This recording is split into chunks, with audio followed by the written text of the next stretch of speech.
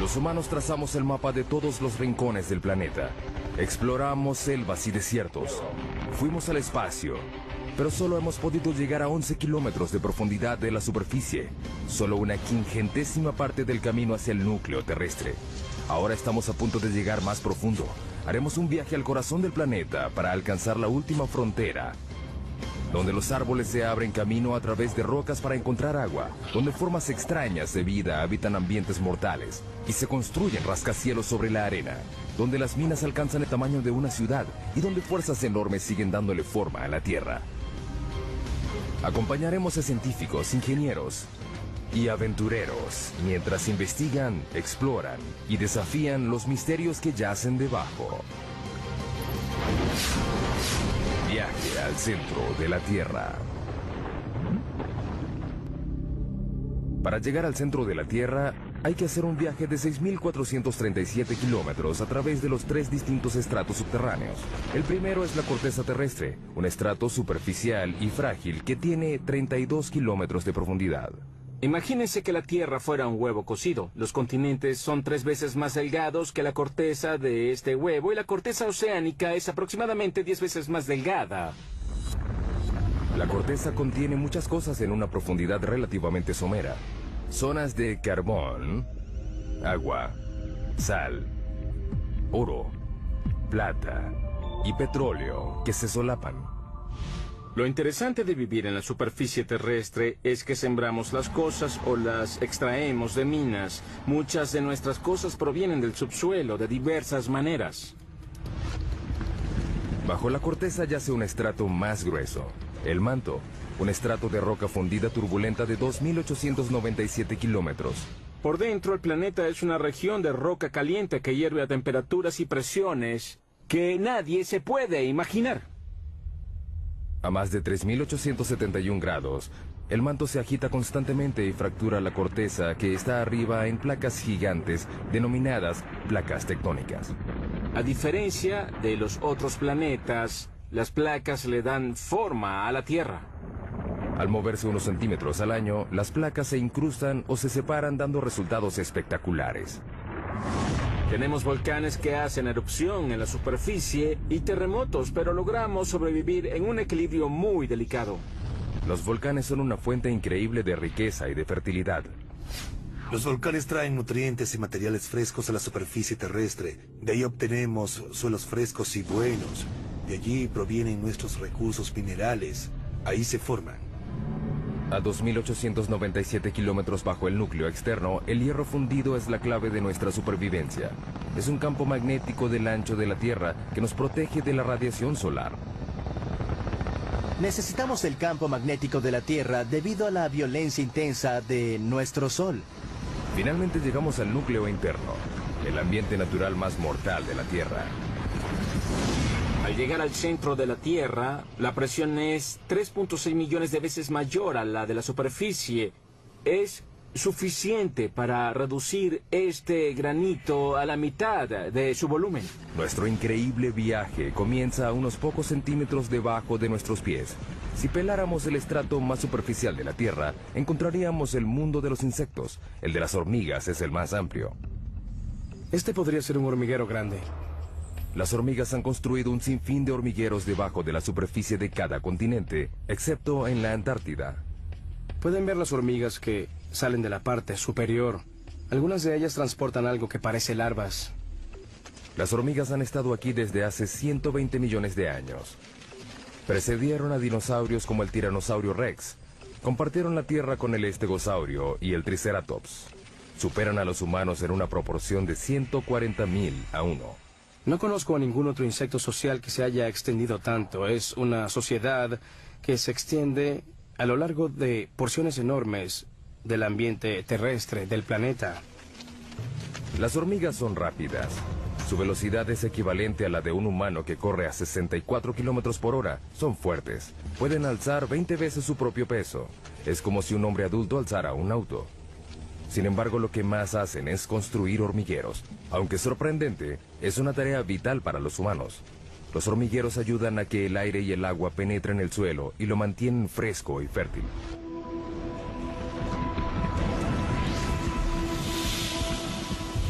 debajo de la zona de las hormigas, 2 metros bajo tierra.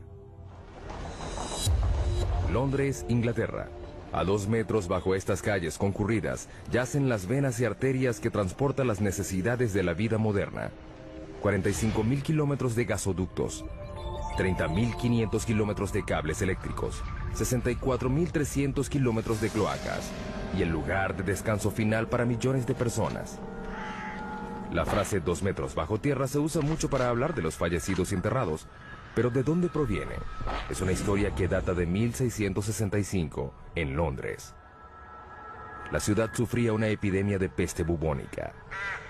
En plena epidemia llegó a haber más de 7.000 muertos a la semana.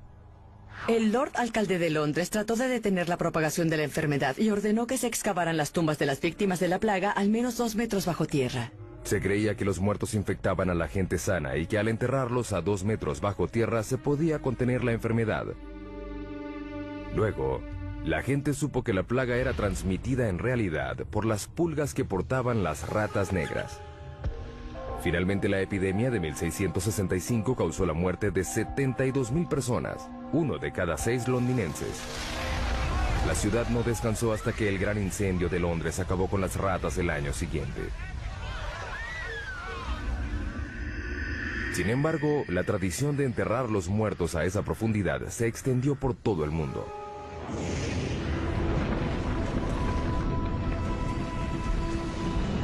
Seguimos bajando. Hemos dado otro pequeño paso en nuestro viaje al centro de la Tierra, 5 metros bajo tierra. Solo una criatura puede vivir a esta profundidad. En estos túneles habita el perro de la pradera, el animal excavador que habita más profundo en el mundo, un animal que tiene un impacto sorprendente en nuestro ecosistema. Los adultos solo miden 30 centímetros de largo y pesan 1,5 kilos, pero son literalmente máquinas excavadoras bajo tierra. Excavan empujando la tierra con sus patas, pateándolo. También usan su cabeza como un martillo neumático. Es muy divertido. Las madrigueras tienen hasta 5 metros de profundidad y más de cientos de metros de longitud. Son más grandes que un campo de fútbol. Además son muy complejas. El diseño tiene un sistema sofisticado de aire acondicionado. Hay 2 entradas a diferentes alturas que crean un vacío parcial, que hace que el aire entre por la entrada más baja y salga por la más alta. Es un sistema de madriguera muy complicado. No creo que se haya encontrado otro animal que tenga un sistema de madriguera tan complicado como este. Estas pequeñas criaturas tienen una importancia increíble para otros animales. Muchos animales dependen de los perros de la pradera para su supervivencia. Por ejemplo, estas madrigueras tienen un efecto significativo en la manera como el agua y los nutrientes circulan a través del ecosistema de las praderas. Ese pasto es más nutritivo. Las praderas se benefician de la presencia de estos perros. Sus excavaciones le llevan aire al suelo y su excremento ayuda a fertilizarlo. En el siglo XIX había más de 400 millones de perros de la pradera, pero los granjeros los consideraban alimañas y los eliminaban. Hoy quedan menos de 100 millones. Es una mala noticia para las áreas donde habitan. No son realmente parte del sistema de las praderas como lo eran hace 200 años, porque no hay suficientes para que tengan el impacto que se necesita para atraer a los búhos de madriguera o al bisonte. Por un lado, no son animales en peligro de extinción, pero las praderas, como deberían ser y como fueron hace 150 años, sí están en peligro. La próxima parada en nuestro viaje es a 15 metros de profundidad. En muchos lugares del mundo desaparecen las formas de vida superiores a esta profundidad. El suelo da paso a la roca. Comenzamos a encontrar carbón. El carbón se formó hace 300 millones de años. Fue un proceso que ocurrió una sola vez. El clima era más caliente y más húmedo que el actual. En las regiones ecuatoriales de la Tierra predominaba un pantano gigante.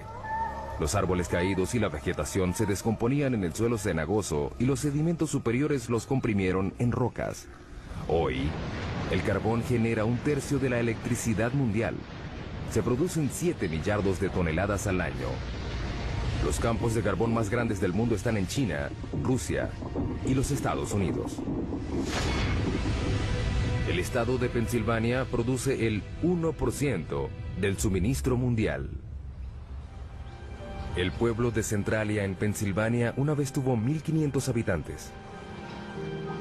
Era una comunidad idílica de un pueblo pequeño. Podrías ir de un lado a otro y conocer a todos. Es un buen estilo de vida. Hoy es un pueblo fantasma por culpa de un accidente inesperado. En 1962 incendiaron a propósito la basura en un relleno sanitario al lado del cementerio del pueblo. Querían limpiar el vertedero del pueblo, incendiaron la basura y el incendio se extendió por una abertura en este laberinto de unas minas profundas de carbón que habían sido abandonadas. El incendio alcanzó una profundidad de 15 metros y se extendió por 2 kilómetros cuadrados. El área de una parte de Manhattan, y aún no se ha acabado. La antracita es el carbón que activa el fuego. Es un combustible lento y rico en carbono. Al ver la orientación del lecho de roca, se puede notar que se hunde de esta manera, creando un valle sinclinal. En la región de Antracita, la mayor parte del carbón se encuentra en el valle. A 649 grados centígrados, el punto de fusión del aluminio, el incendio consumió el suelo y la roca hasta que no quedaron bases.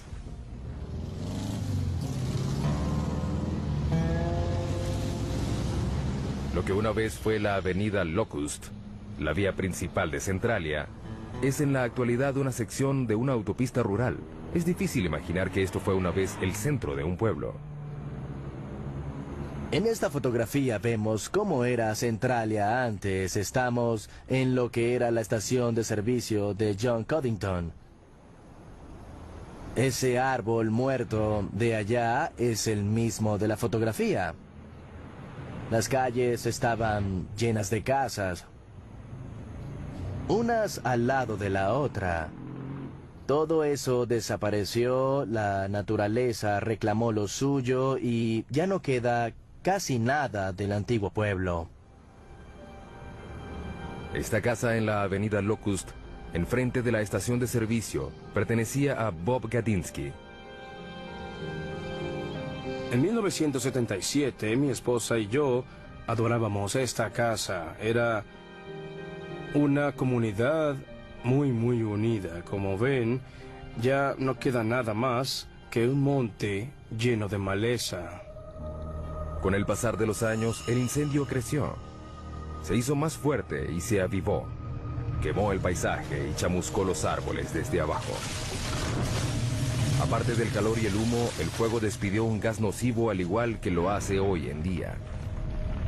Monóxido y dióxido de carbono, sulfuro de hidrógeno y dióxido de azufre. No es recomendable que respires aquí porque estos gases están presentes. Cuando las calles comenzaron a desintegrarse, el gobierno federal entró en acción y en 1984 el Congreso financió la evacuación voluntaria. La mayoría de los ciudadanos de Centralia se mudaron para nunca volver. Era preocupante vivir sobre un desastre. Nos sentíamos atrapados y me preocupaba la seguridad de los niños. Por eso me fui tan pronto como pude. El incendio subterráneo ganó. De 15 a 150 metros de profundidad, el suelo ya dio paso a la roca. Esta es la zona de construcción, el estrato donde nacen los proyectos de construcción más grandes del mundo. Como los trenes subterráneos, hay 52 sistemas ferroviarios subterráneos en el mundo. El más largo está en Shanghái, China. 422 kilómetros de rieles. 55 kilómetros más largo que la ciudad de Nueva York. Sin embargo, el tren subterráneo más profundo del mundo está en San Petersburgo, Rusia, a 100 metros bajo tierra, la altura de la Estatua de la Libertad. Tradicionalmente los túneles se excavaban así, o así. Ahora usan esto. La máquina perforadora de túneles, también conocida como MPT. Las MPT se usaron por primera vez en 1956 para excavar la cloaca del río Humber en Toronto. La máquina mide 122 metros de largo, su cabeza cortante mide 15 metros de diámetro y gira 3 veces por minuto para cortar la roca. Se usa un láser para mantener el rumbo. A medida que las MPT avanzan, se instalan anillos de acero y placas revestidoras de concreto. Las MPT son como fábricas móviles. Por el frente cortan la roca y por detrás dejan un túnel acabado. La MPT es el secreto tras alguno de los megatúneles del mundo, como el túnel de base del Gotardo, que comunica a Suiza con Italia a través de la cordillera más alta de Europa, los Alpes. El punto más profundo del Gotardo está a 2.438 metros, por debajo de los picos de las montañas. Se extiende a lo largo de 58 kilómetros. Es el túnel ferroviario más largo del mundo. La construcción comenzó en 1996. Se necesitaron 4 MPT para perforar 2 túneles paralelos de manera simultánea, de un extremo a otro, a través de 24 millones de toneladas de roca. Tardó 14 años. Finalmente, en octubre de 2010, se logró realizar la perforación final. Antes, los camiones tardaban 4 horas en ir de Zúrich, Suiza, a Milán, Italia. El túnel redujo la duración del trayecto en 90 minutos. Para los ingenieros que construyen túneles, la roca es una pesadilla que deben atravesar. Pero la roca también se utiliza para construir las bases de los edificios más altos del mundo. Nueva York, el hogar de los rascacielos más famosos y más antiguos del mundo. Para mantener en pie estos edificios colosales, los ingenieros anclaron las bases de los edificios al lecho de roca, construyeron una plataforma y construyeron encima de ella. De hecho, el horizonte de Manhattan refleja el estrato de roca que tiene debajo. El anclaje sostiene a la mayoría de los rascacielos, incluyendo el edificio más alto del mundo, el Burj Khalifa de Dubái, que mide 823 metros de altura y tiene bases de 50 metros de profundidad. Pero si no hay lecho de roca, ¿se puede construir un rascacielos? Es un desafío que debieron enfrentar los ingenieros de la próxima parada de nuestro viaje, a 114 metros de profundidad, debajo de uno de los edificios más altos del mundo, las Torres Petronas en Kuala Lumpur, Malasia. Es increíble que estas enormes torres de concreto y cristal estén sobre arena y no sobre roca. Hemos demostrado que se pueden construir casas en la arena con las técnicas de ingeniería adecuadas. La construcción comenzó en 1996. Se planificaron 2 edificios de 88 pisos y 457 metros de altura. Cada torre pesaría 300.000 toneladas aproximadamente. Al principio la idea era construir las bases en el lecho de roca, pero los topógrafos descubrieron que la roca bajo el lugar de construcción tenía pendientes pronunciadas. Era como un acantilado subterráneo de casi 183 metros. Si seguían construyendo, la mitad de las torres quedaría sobre el acantilado y la otra fuera de él. Un llamado al desastre. Si hubiéramos mantenido la posición original, ya no tendríamos torre. Se habría caído. El lugar de construcción era un área limitada en el centro de la ciudad. No había espacio para construir torres completamente sobre la roca. Decidieron más bien alejarlas del lecho de roca completamente. Eso implicaría que las bases tendrían que pasar por el suelo blando a un estrato de arena. Las bases se mantendrían en pie por fricción, la misma fuerza que mantiene un clavo en la madera. El clavo está arraigado a un pedazo de madera de la misma forma como estas pilas de fricción están clavadas en el suelo por debajo de la torre. El equipo de construcción puso manos a la obra. Debajo de cada torre hundieron 104 pilas a 4 metros de distancia entre sí. Era un bosque virtual de concreto y acero. Algunas de las pilas tienen 114 metros de profundidad. En 2011 son las bases más profundas de cualquier edificio en el mundo. La ingeniería subterránea logró lo imposible. 2 torres de 457 metros de altura construidas sobre arena. Desde hace mucho tiempo, los ingenieros han recurrido a la geología para guiarse en su trabajo, pero la geología puede ser impredecible. El término roca da la impresión de que es algo fuerte, pero no siempre es el caso. La roca puede ser muy antigua. Esta roca tiene 1.6 millardos de años. Pero también puede ser vulnerable a un elemento muy simple: el agua de lluvia. A lo largo de millones de años, el agua de lluvia que cae sobre la roca hace que se deforme y se agriete. Estas fracturas pueden ser enormes. Aquí hay una gigante que se extiende por toda esta roca. Finalmente, el agua crea cavernas en las rocas por las que llega a inmensos lagos y ríos subterráneos. Más abajo, el agua satura la roca como una esponja. De hecho, puede haber entre 5 y 10 océanos de agua dentro de las rocas de la Tierra. El 99% del agua dulce líquida del mundo yace en el subsuelo. Las reservas más grandes están en China, Rusia, África y Estados Unidos. El acuífero Ogallala es el más grande de Estados Unidos. Se extiende desde Nebraska hasta Texas. Abarca 450.650 kilómetros cuadrados, el área de Suecia, y alcanza 150 metros de profundidad. Pero en muchos lugares del mundo, el agua subterránea se está acabando. Esto quiere decir que la gente, los animales y las plantas deben ir cada vez más profundo para obtenerla. La próxima parada de nuestro viaje es la raíz más profunda de un árbol a 122 metros de profundidad. Mpumalanga, Sudáfrica. En un precipicio ubicado sobre las claves de Eco, hay un pequeño bosque de higueras que tienen 150 años. Estas higueras han superado 2 retos: crecer sobre roca y sin ninguna fuente aparente de agua. Parecen sacados del Señor de los Anillos. Las raíces y las rocas no se mezclan. Los árboles normalmente crecen en suelo fértil. Sin embargo, el clima de este lugar es árido. Durante la mitad del año no llueve. Las higueras necesitan hasta 23 litros de agua diarios para sobrevivir y romperán las rocas para encontrarla. Las raíces de los árboles están programadas genéticamente para saber que hay agua debajo de ellas. La punta de la raíz segrega un lubricante llamado mucílago que suaviza el recorrido de la raíz. A medida que crece, la raíz explora la roca en busca de grietas y puntos débiles.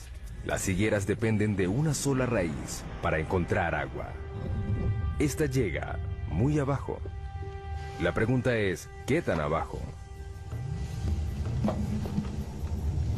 Nos deslizamos hacia las profundidades de la Tierra.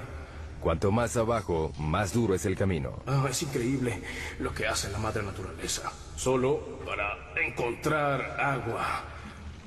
Pero la raíz de la higuera es escurridiza. Esperemos encontrar algo más adelante. Finalmente, Burroughs encuentra algo. Oh, al fin. A 37 metros de profundidad vemos la primera señal de una raíz de higuera real. La raíz tarda 70 años en llegar tan profundo. Una vez que encuentra humedad, termina su viaje. La raíz se encuentra en el fondo a 122 metros de profundidad. Estamos viendo la raíz más profunda que conozca el mundo. Está bombeando agua debajo de mi mano mientras nosotros conversamos. La está bombeando hacia la higuera. Hasta la superficie. Hemos pasado por mamíferos subterráneos, túneles hechos por el hombre y las raíces más profundas hasta llegar a la zona mineral. Las rocas están conformadas por minerales. El hombre ha explotado la riqueza mineral de la Tierra por más de 40.000 años. Pero ¿qué hacemos cuando una mina llega al final de su vida útil? Algo completamente inesperado, como lo demuestra nuestra siguiente parada en el descenso al centro de la Tierra. Sala, Suecia, 152 metros de profundidad. En 2006, los suecos convirtieron una antigua mina de plata en una de las habitaciones de hotel más profundas del mundo. Está amoblada en plata con un comedor exclusivo. Sin embargo, el baño más cercano está en la superficie. La temperatura ambiente es de unos fríos 4 grados. La mina de plata que aloja esta habitación fue clausurada en 1908. Durante 400 años, los mineros extrajeron 40.000 toneladas de roca, casi toda a mano. En el siglo XIX, esta era la mina más importante de Suecia. Hoy en día, la herencia que dejaron los mineros se puede apreciar en los túneles y cavernas que se extienden en la oscuridad por 20 kilómetros. La idea de la habitación de hotel surgió a partir del interés turístico creciente en la mina. La gente viene para dar un vistazo al pasado. La plata es de hace 4.600 millones de años, es decir, del origen del sistema solar. se formó a partir de partículas minerales despedidas al espacio por estrellas que explotaban. Estas partículas fueron atrapadas por el remolino de polvo de los embriones planetarios. Se fundieron con el agua y el calor subterráneo. Hoy se extraen en Australia, China, Europa y América 20.000 toneladas de plata al año. En Sala, el agua que ayudó a crear la plata una vez sigue ahí. La mitad de la mina está llena de agua. Cuando la mina funcionaba, había bombas para controlar el agua de lluvia que se filtraba. Ya no se hace. Esta sección inundada de la mina contiene unos 5 millones de litros. Suficiente agua para llenar 25.000 bañeras. Marco y Tatia Ranisto reservaron la habitación subterránea para celebrar su 15º aniversario de bodas. La idea fue de Tatia. Quiero darle una gran sorpresa y algo especial. Gracias. El elevador tarda 4 minutos y medio a una velocidad de 60 centímetros por segundo para llegar a la habitación a 152 metros de profundidad. Marco empieza a vacilar. Estoy nervioso. Estaré bajo tierra solo. Bueno, casi solo. Estaré ahí. Los Ranisto llegan a su destino. Oh.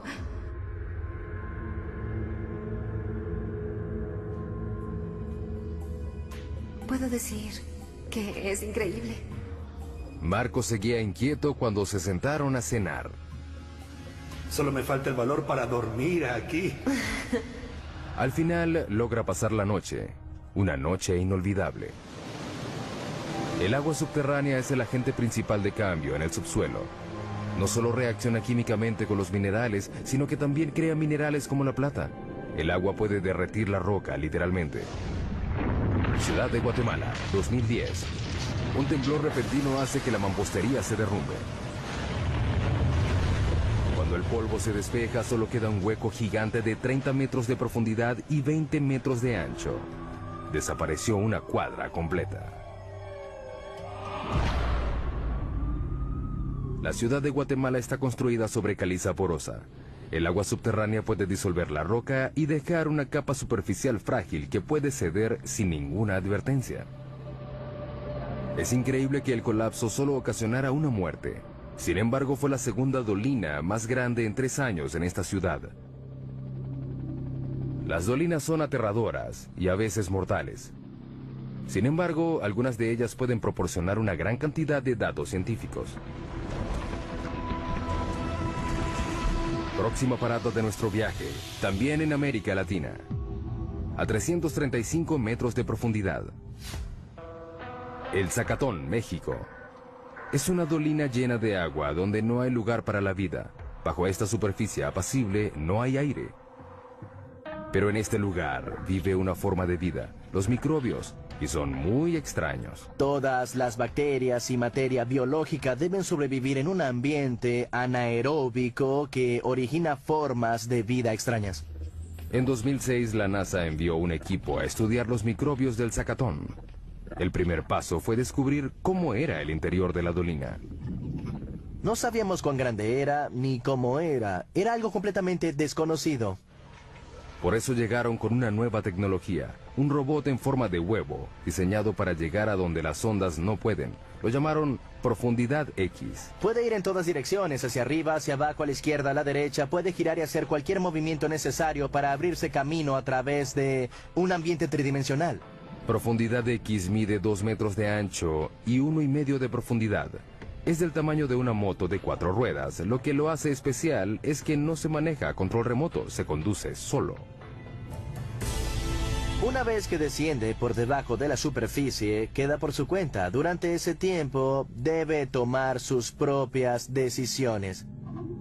Para ver, el robot cuenta con un sonar. Esta tecnología se desarrolló en el siglo XX para hacer rebotar ondas sonoras en las paredes y piso de la dolina. El robot crea constantemente en su memoria un mapa tridimensional actualizado como un murciélago que vuela en una cueva oscura. Profundidad X fue el primer robot en tener la capacidad de pensar por sí mismo.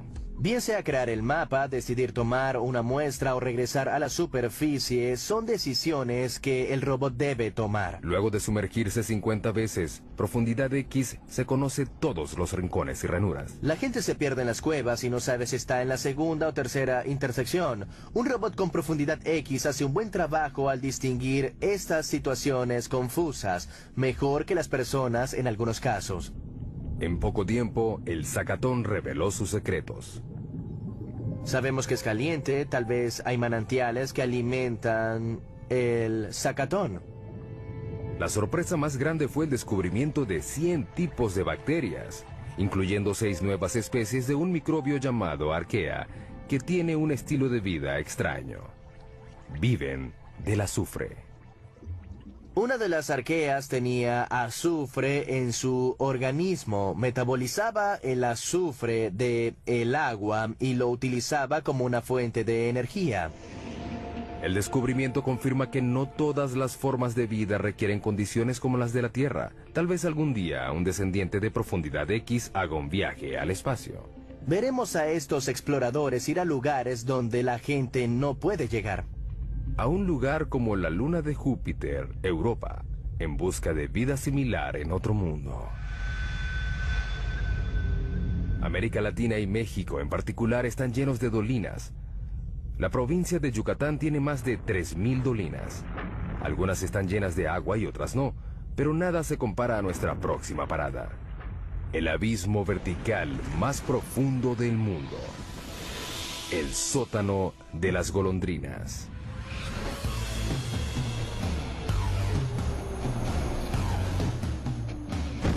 Para cierto tipo de paracaidistas, este lugar representa un reto único. Te paras en el borde, miras hacia abajo y te lanzas. Sientes una corriente de aire.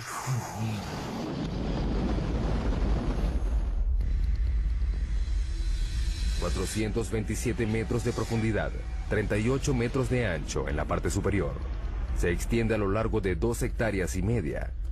Este abismo tiene las mismas dimensiones del edificio Empire State.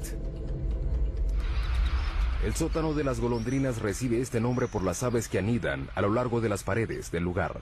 Millones de ellas vuelan en espiral al amanecer y regresan al atardecer. Lo que para las aves es fácil, es muy difícil para un paracaidista. Todo depende de la posición y la precisión en el tiempo. Los paracaidistas corren el riesgo de desorientarse en el subsuelo. Cuando saltas al subsuelo, hay paredes que te rodean. Siempre tendrás paredes alrededor. El paracaidista tiene 6,5 segundos para alar el cordón. Si lo hace muy tarde, el paracaídas no tendrá tiempo para desplegarse. La velocidad de caída es de 37 metros por segundo. Caer al suelo a esa velocidad es como chocar contra una pared en un auto que va a 130 kilómetros por hora. ¿Qué hacen a la hora de regresar? Nos enganchamos a una cuerda de extracción que está atada a un cabrestante. Podemos sacar a 2 paracaidistas en 10 minutos y repetimos el proceso. Seguimos descendiendo al centro de la Tierra y ahora buscamos minerales. Nuestra próxima parada es la mina de sal más grande del mundo que está en Ontario, Canadá. La mina de Sifto, ubicada a 549 metros de profundidad. La sal es un tipo de roca compuesta de sodio y cloro. Es lo que queda de los océanos antiguos que cubrieron una vez la Tierra y se evaporaron a raíz del cambio climático. Un adulto promedio necesita consumir una cucharada de sal al día para evitar enfermedades, caer en coma e incluso evitar la muerte. Por eso no nos debe sorprender que las primeras minas de sal se abrieron hace 14.000 años en lo que hoy en día es Austria. Los mineros extraen 260 millones de toneladas de sal al año en todo el mundo. Los yacimientos más grandes de sal están en China, Rusia y Canadá. La mina de Sifto fue abierta en 1959. Está ubicada a 500 metros por debajo del pueblo de Goderich, Ontario, y se extiende por debajo del lago Huron.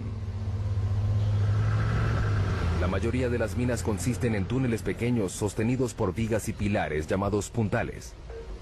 Sifto es más bien una ciudad subterránea. Sus cavernas se extienden por 8 kilómetros cuadrados. Es decir, un área del tamaño del centro de Manhattan. Tiene incluso sus propias tiendas y oficinas. Donde el techo comienza a hacerse más bajo, los mineros saben que se acercan al lugar donde estas sierras eléctricas gigantes trabajan. Abrimos túneles de 4 metros de alto y 18 de ancho. Las hojas de 3 metros de largo cortan la roca. Las hojas de sierra giran 1500 veces por minuto. El aire está lleno de polvo. El ruido es abrumador y está a punto de empeorar. Perforamos y explotamos las cabeceras de mina de 18 metros de ancho y 18 metros de alto. Son cuevas enormes.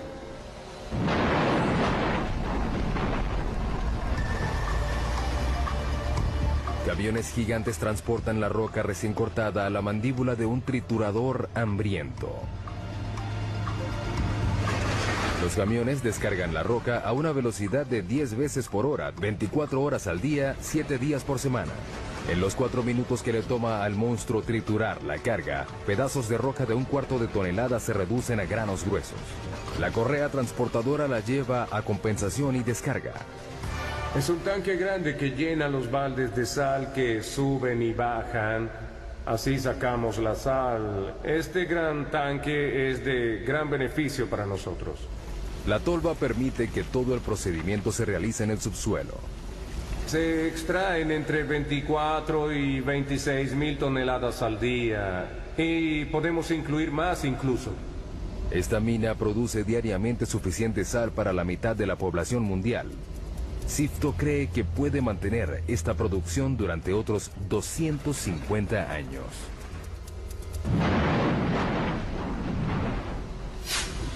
Ahora iremos 183 metros por debajo de la mina de Sifto, a otra mina de sal, en Sondershausen, Alemania.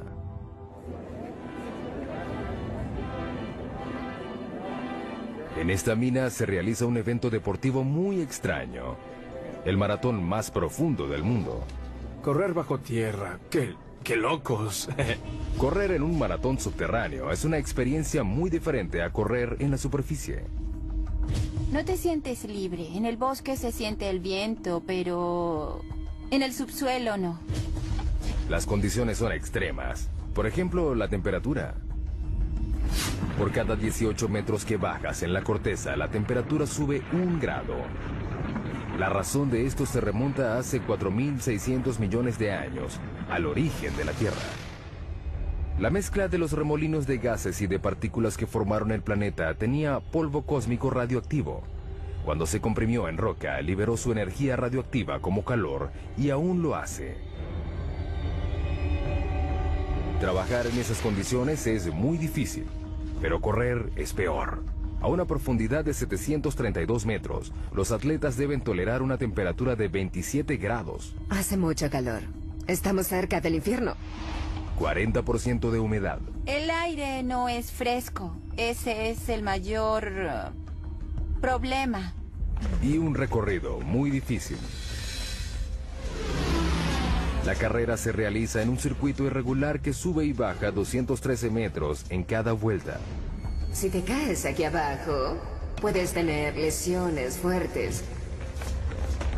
A la velocidad promedio de un maratón, el pie pasa 0.2 de segundo en el suelo. Con la fatiga, el pie se queda más tiempo en el suelo. En la mina, cuanto más largo es el contacto, mayor será el riesgo. ¿Ves? Es muy resbaloso. Necesitamos zapatos con un buen perfil como este. Estos tienen un perfil alto, pero podría ser más alto. Necesitas unos zapatos de clavos. Con muchos. Es inevitable que este suelo traicionero tenga una víctima. No se sabe por qué los atletas corren el riesgo de competir en estas condiciones peligrosas. Si les preguntan, todos responden lo mismo. Por placer. Creo que es el maratón más difícil del mundo. ¿Quién puede decir que corrió en un maratón a 610 metros bajo tierra?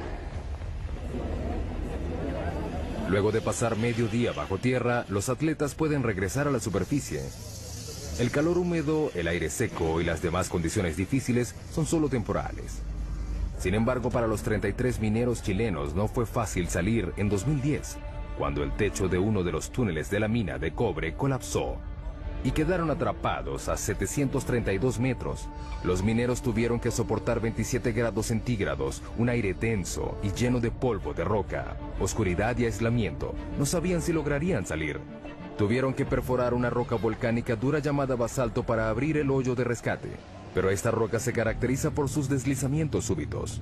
Con el temor de provocar otro colapso, equipos de todo el mundo llegaron a Chile a perforar el hoyo de rescate con la última tecnología. Fue un proceso muy lento. Luego de 69 días, los 33 mineros fueron rescatados, uno de los rescates mineros más grandes de la historia. Nos acercamos a los lugares más profundos a los que ha llegado el hombre. Este es el laboratorio científico más profundo del mundo. Hay mucho que hacer aquí. El observatorio Sudbury Neutrino, o Snow Lab, queda a 2 kilómetros por debajo de la región central de Ontario. Hay 2 experimentos en curso, uno que está en la etapa final de la puesta en marcha y otros 3 grandes experimentos que están en construcción. Los científicos de Snow Lab están buscando algo que solo se puede ver a 2 kilómetros de profundidad. Unas partículas diminutas de materia cósmica denominadas neutrinos. Son tan pequeñas que 200 cuatrillones de ellos cabrían en un grano de arena.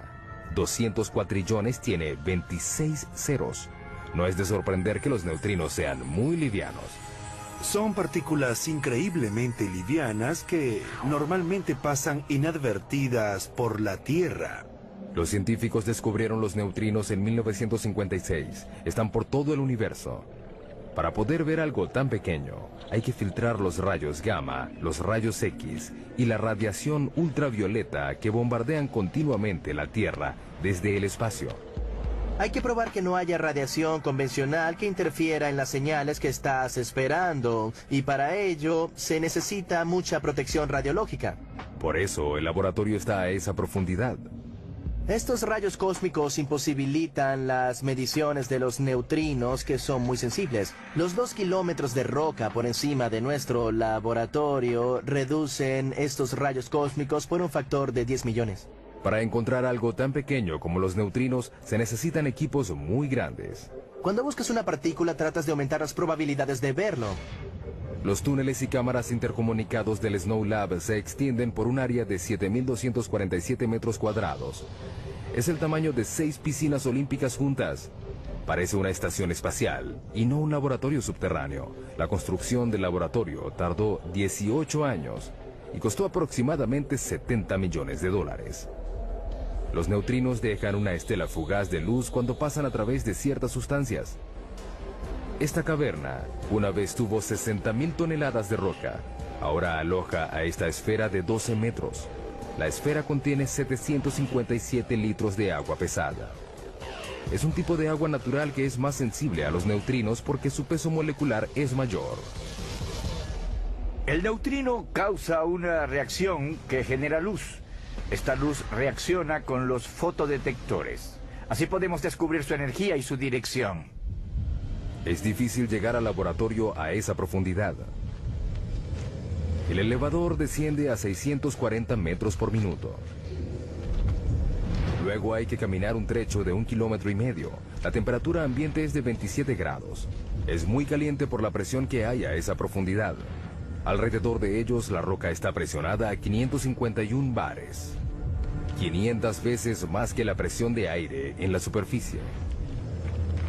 El reto para abrir el laboratorio fue crear un ambiente puro bajo tierra. Mantenemos las fuentes de polvo y contaminación al mínimo, limpiando constantemente. Al entrar, los científicos deben someterse a un proceso riguroso de descontaminación para eliminar el polvo que pudiera arruinar los delicados experimentos.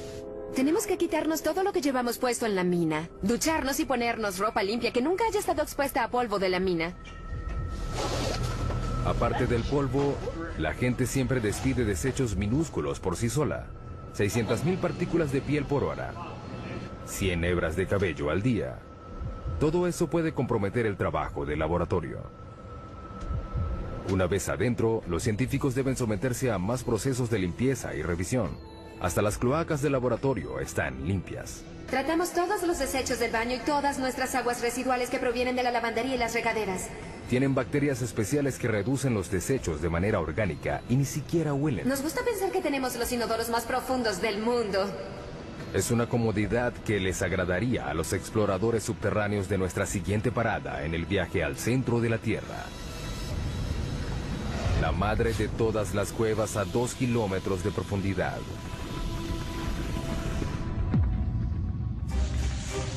Estos exploradores de cuevas polacos esperan llegar más profundo de lo que haya llegado cualquier otro. Están entrenando para descender a J2, una parte del sistema de cuevas de Cheve, en México. Buscamos la cueva más profunda del mundo. La erosión del agua de lluvia creó J2. El descenso implica grietas, caídas verticales y cámaras inundadas. Pasar por este camino subterráneo no será fácil. Tenemos que entrenar constantemente para poder lograrlo. El descenso de 2,5 kilómetros es tan profundo como la altura del monte Santa Elena.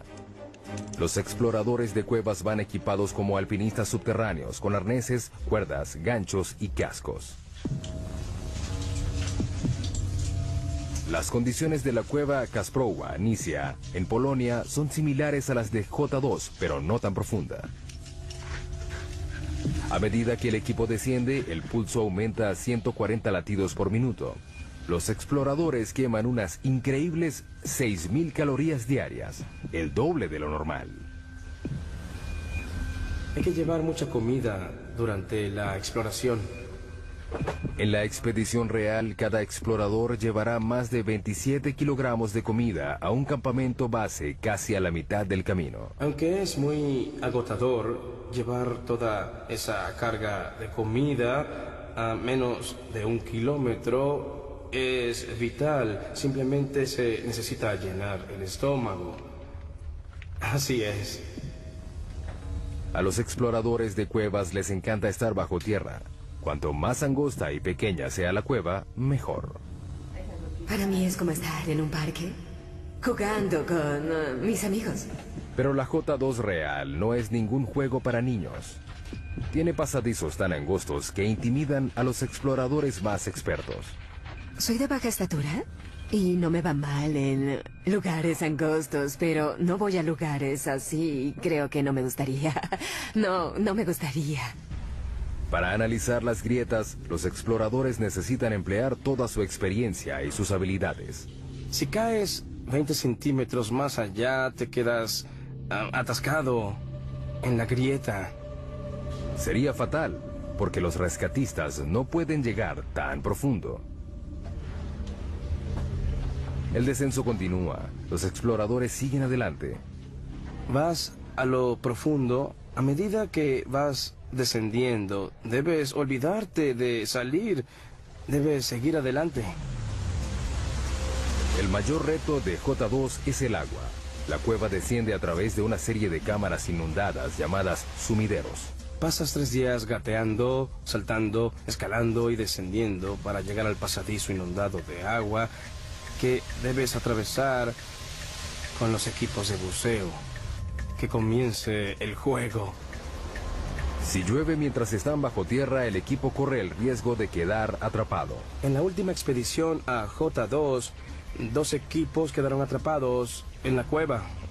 Mientras el entrenamiento avanza, los exploradores ansían el regreso a México. Éramos un equipo de 6 personas, descubrimos la entrada de la cueva y sentimos que es nuestra. A esta profundidad hay agua y aire, pero no hay sol. Por eso, los exploradores de cuevas casi no encuentran seres vivos. Para buscar pistas sobre el origen de la vida en la Tierra, los científicos deben llegar más abajo, al fondo del mar. Por todo el fondo del mar hay agua que transporta vida microbiana. Cerca de la costa de Vancouver, Columbia Británica, el sumergible Alvin entra al agua. Para nosotros estos estudios son como las misiones Apolo. Alvin es un mini submarino de aguas profundas de 16 toneladas y 7 metros de largo. Lleva una tripulación de 3 personas a 2,5 kilómetros de profundidad, en busca de microbios producidos en el interior de la Tierra. En la superficie no hay nada similar a los microbios.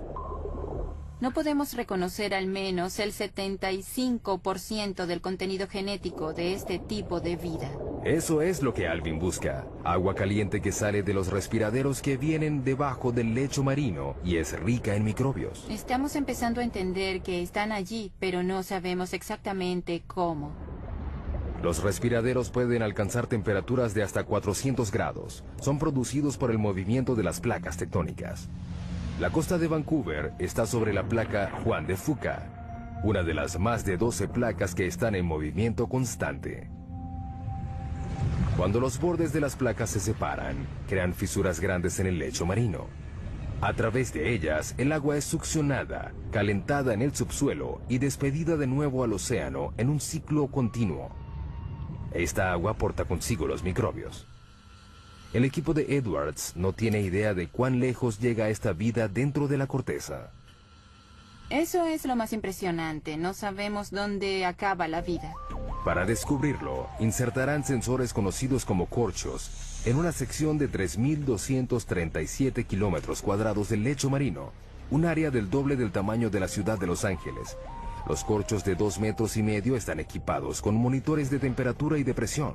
Se llevan a 457 metros por debajo del lecho marino, a un total de 3,2 kilómetros por debajo de la superficie. Los corchos rastrean el recorrido del agua caliente dentro de la corteza terrestre.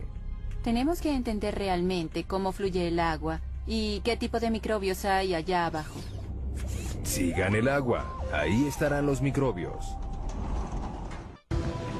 La riqueza mineral de la Tierra es el motor de la mayor parte de la economía mundial. Cuanto más raro sea el mineral, más profundo llegarán los mineros para obtenerlo. Tautona, Sudáfrica. Para llegar a la mina más profunda del planeta, los mineros deben viajar por 3,8 kilómetros durante 1 hora a una velocidad de 16 metros por segundo. Están buscando oro. Está compuesto de polvo cósmico al igual que la plata, pero es más extraño. Se han explotado menos de 200,000 toneladas de oro desde los primeros registros históricos. Tautona produce 12,5 toneladas al año, lo que representa la mitad de la oferta del oro actual. Al abrirse el elevador, una ola de calor recibe a los mineros. A esta profundidad, la temperatura ambiente es de unos achicharrantes 54 grados. Hace más calor que en el Valle de la Muerte en verano.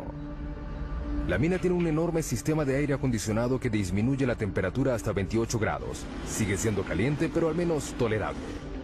Mientras los 5.600 mineros que trabajan aquí sudan en las galerías y túneles de la mina, deben estar atentos al techo. A esta profundidad, cualquier temblor puede desatar un mini terremoto subterráneo. Las rocas que caen a partir de este dejan algunos muertos cada año. La siguiente parada de nuestro viaje es 3 veces más profunda que la mina de Tautona. Es el lugar más profundo que ha alcanzado el hombre alguna vez. En el oeste del Pacífico, a 11,2 kilómetros de profundidad, yace el abismo Challenger. Es un corte profundo del lecho marino de 69 kilómetros de ancho que se extiende por 2.543 kilómetros, la distancia entre Nueva York y San Antonio, Texas. El peligro en este abismo no es el calor ni los temblores, es la presión. El 23 de enero de 1960, el oceanógrafo suizo Jean Piccard y el comandante de la Armada estadounidense Don Walsh emprendieron un viaje en una nave submarina única que los llevó a ser los primeros y únicos humanos que hasta ahora han visto el verdadero fondo del mar. Don Walsh revive el viaje. Es el único sumergible que ha llegado al abismo Challenger y nadie ha regresado allí en casi 50 años. Por una buena razón. La presión a 11 kilómetros de profundidad es de 1.103 bares. Imagínense un dedo cargando el peso de 48 aviones Boeing 747. Para soportar ese peso, Piccard diseñó un sumergible llamado Trieste, de 15 metros de largo y 3,5 de diámetro. Pesaba 51 toneladas. Era del tamaño de un camión mediano y cargado. Para protegerse, la tripulación se sentó en una esfera de acero de 2 metros de diámetro que pesaba 16 toneladas. No había mucho espacio para estirar las piernas. Teníamos 481 litros para ambos. Ese es el tamaño de una nevera doméstica. No era algo malo, tomando en cuenta que el agua a esa profundidad estaba a 1 grado. La temperatura dentro del casco se aproximaba a la de una nevera doméstica también. Para poder flotar, el Trieste estaba suspendido de un flotador. Era una especie de globo submarino. A diferencia de los globos aéreos, el equipo no podía usar helio para este. Optaron por otra cosa. Todos sabemos que el petróleo es más liviano que el agua. Por eso el Trieste usaba gasolina. Se necesitaron 85.171 litros de gasolina para hacer flotar la nave. Suficiente gasolina para llenar los tanques de 500 autos.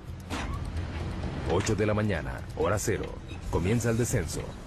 Era un proceso lento y cauteloso. El tamaño y la posición de las ventanas de la cabina del Trieste dificultan la visión. Esta es la ventana principal. Es una pieza gruesa de 18 centímetros de plástico acrílico. Hay una escotilla del otro lado de la esfera que tiene una ventana más pequeña. También hay una ventana en el tubo de entrada. A 201 metros, el Trieste se sumerge en la oscuridad. Hasta aquí penetra la luz solar. Pero a los 914 metros, la naturaleza acude a ayudarlos. Lo único que ilumina el abismo es la bioluminiscencia de los animales y el plancton. Estos tienen fuentes de luz como las luciérnagas. Es como una nevada al revés. Transcurre otra hora. Luego ocurre un problema. Hubo un ruido fuerte a los 6 kilómetros. A 6 kilómetros bajo el agua, Walsh hace una prueba diagnóstica. Oímos el ruido y verificamos todos los medidores que teníamos. Todo parecía bien, así que seguimos el camino. Pero de repente vio algo. Miré a la ventana de la escotilla y vi una grieta así en la ventana. La tripulación está a 2 centímetros de una muerte segura. Si la ventana interior se hubiera roto, habríamos muerto de manera instantánea porque la presión a 6 kilómetros de profundidad es como 690 bares. La muerte habría sido inmediata. No nos habríamos enterado. Pero la ventana soporta. Deciden continuar.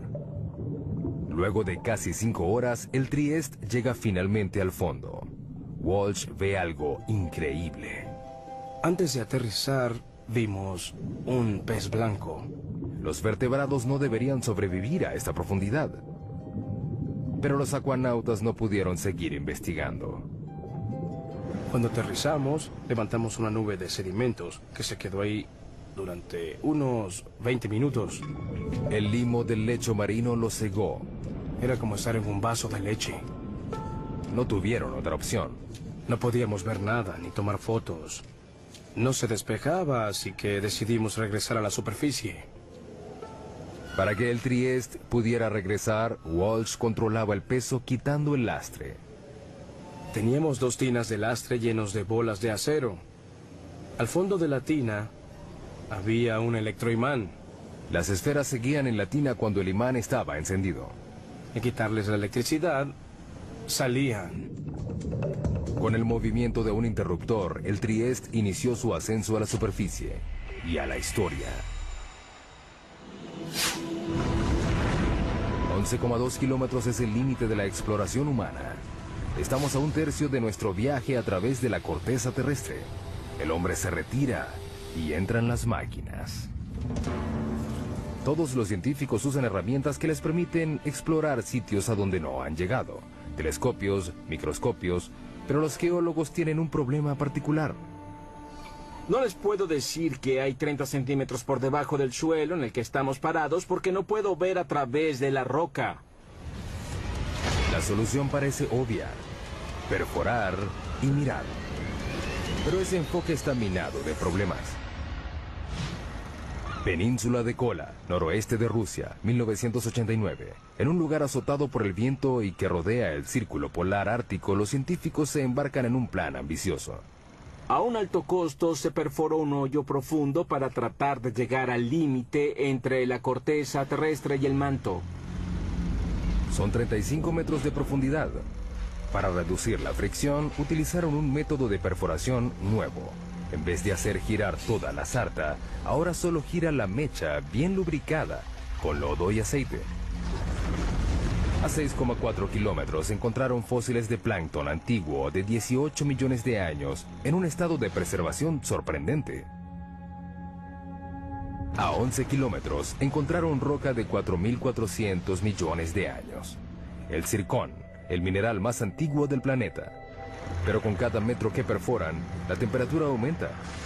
A los 12 kilómetros la temperatura alcanza 299 grados. La perforación se detiene de repente. La temperatura aumenta rápidamente a medida que entras al planeta. Cuando perforas hoyos muy profundos, el metal de tu taladro comienza a derretirse. Durante los 14 años siguientes se intentó reanudar la perforación, pero todo fracasó. No tenemos equipos ni los materiales que soporten las temperaturas y las presiones que hay a decenas de kilómetros de profundidad. El hoyo súper profundo fue abandonado en 2003. ¿Qué hacen los geólogos si no pueden perforar? Pues usan sus oídos. No vemos lo que hay dentro del planeta, lo escuchamos. Estos ecógrafos se conocen como sismógrafos y siguen los sonidos hechos por el movimiento de las rocas en el subsuelo. Literalmente escuchan los terremotos. En promedio, hay un terremoto de magnitud 6 o más cada 3 días. Hace que todo el planeta tiemble. Las vibraciones cambian según la densidad de la roca. Estos son datos que los geólogos pueden leer. Hemos podido crear imágenes tridimensionales de todo el planeta mediante el seguimiento de miles de sismos hechos con miles de sismógrafos durante muchos años. Todo el mundo depende de los recursos que están bajo nuestros pies. La próxima parada de nuestro viaje es en el campo petrolero más profundo de los Estados Unidos, a 11,2 kilómetros por debajo del Golfo de México. Cuando están en operación, más de 6.000 plataformas petroleras explotan las costas de Texas y de Luisiana con la capacidad de suministrar el 25% del petróleo estadounidense. Pero no es fácil de encontrar. Está a 1,5 kilómetros bajo el agua y a 10 kilómetros dentro de la roca. A medida que se va dificultando el hallazgo de petróleo y gas, se van perforando hoyos cada vez más profundos en aguas cada vez más profundas. Se está desarrollando una revolución en la perforación en aguas profundas en las costas de Egipto, África Occidental, Brasil y el Golfo. Es impresionante que tengamos la tecnología para perforar tan profundo. Pero la tecnología tiene limitaciones. En la primavera de 2010, una plataforma llamada Deepwater Horizon perforaba un pozo relativamente somero de 7 kilómetros de profundidad en el campo Macondo, a 80 kilómetros de la costa de Luisiana. 20 de abril, 10 de la noche, la plataforma es sacudida por una explosión. A 56 kilómetros de distancia se avista una bola de fuego. Mueren 11 trabajadores petroleros y hay 17 heridos. En el lecho marino a 1,5 kilómetros, el cabezal de pozo roto descarga hasta 60.000 barriles de petróleo diarios. Un barril tiene 159 litros. Es como 450 camiones cisterna al mar. Aproximadamente se derramaron 5 millones de barriles de petróleo. Ha sido el peor derrame petrolero en Estados Unidos. ¿Pero qué fue lo que sucedió? Deepwater Horizon ya había perforado pozos a 11 kilómetros del fondo del campo petrolero del Golfo durante el otoño anterior, en otro lugar. En comparación, la perforación en Macondo era casi rutinaria, pero las apariencias engañan. El Golfo es uno de los lugares más difíciles de perforar. La plataforma continental, en 1,5 kilómetros, se transforma de manera abrupta en una serie de arrecifes pronunciados, valles con cañones y volcanes de lodo de hasta 152 metros de altura. La geología es muy complicada. El petróleo debajo de este lecho marino accidentado se extiende por una grieta de roca de 35 millones de años y 244 metros de grosor. Está atrapado bajo una presión enorme, 100.000 veces mayor a la superficie. El peso de la roca superior presiona hacia abajo. Eso aumenta muchísimo las presiones en el fondo del pozo. Además de la presión, los perforadores se pueden encontrar con bolsillos potencialmente peligrosos de gas metano congelado, conocidos como hidratos. Si perforas uno por accidente, puede ser un gran problema. Al calentarse por la fricción de la perforación, el metano explota en el pozo y libera cantidades enormes de volumen de petróleo. Muchos investigadores le atribuyen la causa de la tragedia del Deepwater Horizon a un bolsillo de metano congelado. La tecnología convencional de barrido no siempre puede identificar estos bolsillos. Es un desafío para la exploración petrolera. La gente no sabe cuánto porque es muy difícil crear la imagen sísmica. Ahora despliegan una nueva generación de sensores de lecho marino para ayudar a detectar el gas congelado antes de que se convierta en una amenaza. Lo lanzamos al agua por un lado del barco y dejamos que se hunda hasta el fondo del mar con un ancla de concreto pesado. Se queda allí durante varios días o varios meses. A diferencia de los sismógrafos convencionales, este sensor de lecho marino no mide las ondas sonoras generadas por el movimiento de las placas tectónicas de la Tierra, sino que detecta la electricidad. Medimos las propiedades electromagnéticas del lecho marino y su conductividad eléctrica. La electricidad proviene del campo magnético de la Tierra. Cuando encuentra radiación solar en la atmósfera superior, genera una corriente global dentro de la corteza que alcanza el núcleo externo. Sin embargo, es débil. Medimos menos de 1 nanovoltio en el lecho marino. Las señales que nos interesan son pequeñas. La corriente fluye a través de distintas rocas según la facilidad que tengan estas de conducir o resistir la electricidad. Mediante la medición de esta corriente, los sensores proporcionan una imagen más detallada de lo que hay dentro de la roca. Además, distingue un buen conductor eléctrico como el agua y uno malo como el petróleo. Esto es bueno porque evitas perder el tiempo perforando un pozo de agua salada que te cuesta $100 millones. Igual que el petróleo, los hidratos de metano son malos conductores, pero existen a profundidades someras por debajo del lecho marino. Para encontrarlos, hay que darles una descarga eléctrica a la Tierra. Eso es lo que este instrumento que tengo delante trata de hacer.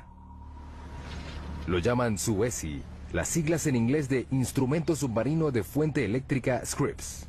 Utiliza un suministro de 2000 voltios con una corriente de hasta 500 amperios, un mini rayo que es 5 millones de veces más fuerte que el que se necesita para matar a un ser humano. Lo llevamos muy cerca del lecho marino a través de un cable por la parte de atrás de nuestro barco de investigación.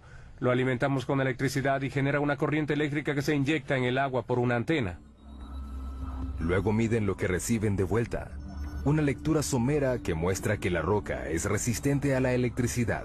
Quiere decir que contiene un bolsillo de hidratos.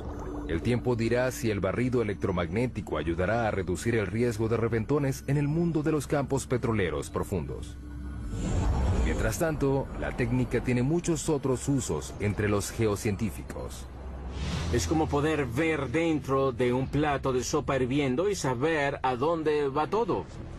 Y revela muchas cosas sobre el movimiento de rocas en el interior profundo de la Tierra. Con las imágenes de alta resolución de estos sismogramas, podemos detectar los detalles de lo que sucede dentro del planeta. Algo inimaginable hace 10 o 20 años. Estamos casi a la mitad de nuestro recorrido a la corteza. Casi 5 kilómetros más profundo que cualquier humano haya llegado. No es un lugar amigable. Aquí la roca está a 482 grados, suficiente para derretir el vidrio. La presión es 1517 bares y estamos buscando terremotos. En todo el planeta, las placas tectónicas se incrustan y se pandean en un movimiento lento y continuo a un promedio de 2,5 centímetros al año. La misma velocidad a la que crecen nuestras uñas. Sin embargo, ese movimiento puede ser devastador en la superficie. Enero 2010, Puerto Príncipe, Haití. Un terremoto de magnitud 7 sacude la ciudad. El sismo principal dura solo 10 segundos, pero las réplicas continuaron por 2 semanas. Después de esas 2 semanas, hay 230,000 muertos, casi 300,000 edificios destruidos y 2 millones de personas quedaron sin hogar. Es el cuarto terremoto más devastador de la historia. Los terremotos tienen un potencial de ser los desastres naturales más catastróficos. En Haití, la falla que causó este desastre solo tenía 64 kilómetros de largo y se movió solo 2 metros. Pero los temblores desataron fuerzas inimaginables. Hay mucha energía almacenada en la Tierra y sube a la superficie en forma de onda. El sismo movió la Tierra como una sábana en ondas de hasta 4 metros de alto. Cuando golpea la superficie, la onda se concentra allí, se refleja y regresa. Puede tener el doble de intensidad de la onda de ese lugar. Estamos en el Centro de Investigación de Ingeniería Sísmica de la Universidad de California en Berkeley. Los científicos de este centro se ganan la vida rompiendo cosas. Estos son algunos de los modelos probados de las columnas esquineras. Pueden ver que están muy dañados. Estas pilas de escombros son los restos de pruebas de laboratorio, el fruto del trabajo científico que ha hecho posible la creación de edificios antisísmicos perfectos. Los científicos ya aprendieron la lección. Si un terremoto ocurre en un lugar, volverá a ocurrir. No es cuestión de si ocurre, sino de cuándo. En California tenemos la mala suerte de tener terremotos con bastante frecuencia. Sin embargo, eso nos hace prepararnos. Las únicas opciones son mudarse o construir edificaciones más seguras. Debemos prepararnos mejor para un terremoto mediante mejoras de normas de diseño. Durante un terremoto, el movimiento más peligroso no es el vertical, sino el horizontal. Este ingeniero trabaja en un diseño que hace las paredes más resistentes a los movimientos horizontales mortales que derriban los edificios. Creamos este tipo de conexión que puede transferir cargas laterales. Estas paredes están unidas por placas de acero que soportan la tensión. Las placas se pueden romper sin que la pared completa colapse. Las paredes están hechas con una mezcla de concreto y fibra, que las hace más flexibles y menos quebradizas. Están diseñadas para que se dañen. El equipo de Berkeley usa una variedad de equipos para someter a los nuevos diseños a un proceso lento de destrucción. Ese bloque de concreto inmenso mide 8,5 metros de largo por 8 de alto. Pesa 300 toneladas. Hay mucha energía latente encerrada en esa masa. Cuando estos 4 martillos hidráulicos enormes empujan el bloque, le transfieren la energía a la estructura que se está probando. En este caso, se prueba un armazón de columnas y vigas similar al de un rascacielos. Nadie sabe cómo responderá la estructura. Es la primera vez que probamos algo de este modo. El objetivo es llevar la estructura al límite. El edificio se inclina en una dirección y las vigas rotan en sentido contrario a las columnas. El acero se pandeó, pero el armazón sobrevivió. Es un inicio prometedor para el diseño. Pero la única manera de asegurarse de que una estructura soportará un terremoto es creando uno. Esta es la mesa de temblores. La mesa de temblores nos permite crear un terremoto cuando queramos. Como su nombre lo indica, las mesas de temblores crean temblores a escala real, que sacuden edificaciones a escala real. Podemos simular 6 componentes del movimiento. La mesa puede mover la edificación hacia adelante y hacia atrás, hacia arriba y hacia abajo o hacia los lados para recrear lo que sucede. El objetivo no es analizar por qué se caen los edificios, sino por qué permanecen de pie. Una de las cosas que queremos predecir es cuándo una estructura colapsará completamente y cuándo colapsará solo de manera parcial. Los terremotos han matado a millones de personas, pero el movimiento tectónico que los ocasiona también forma parte de un ciclo global que es vital para la salud del planeta Tierra. La vida humana no habría evolucionado si no fuera por la tectónica de placas. Sin la tectónica de placas tendríamos un solo océano gigante en la superficie y no tendríamos ningún animal terrestre. El ciclo de creación de la superficie terrestre voltea virtualmente la Tierra. Esto es una amonita, un fósil que vivió en el fondo del océano. Lo impresionante de esta roca es que proviene de la base del monte Everest. Lo más impresionante de todo esto son las fuerzas que la trajeron a la parte de arriba del planeta, que debieron ser enormes e increíbles. La fuente de estas fuerzas yace aún más profunda que las placas tectónicas. Nuestra próxima parada en el viaje al centro de la Tierra. A 35 kilómetros de profundidad entramos al manto, una vasta región de 2.897 kilómetros, que contiene el 70% de la masa del planeta. Aquí la temperatura y la presión compiten para decidir cuál de las dos cambiará más a la roca. A 56 kilómetros de profundidad, la presión es 16.500 veces mayor a la de la superficie, más de lo que un humano puede soportar. Esta cámara a alta presión ilustra el impacto de una presión tan alta en un cuerpo humano desprotegido.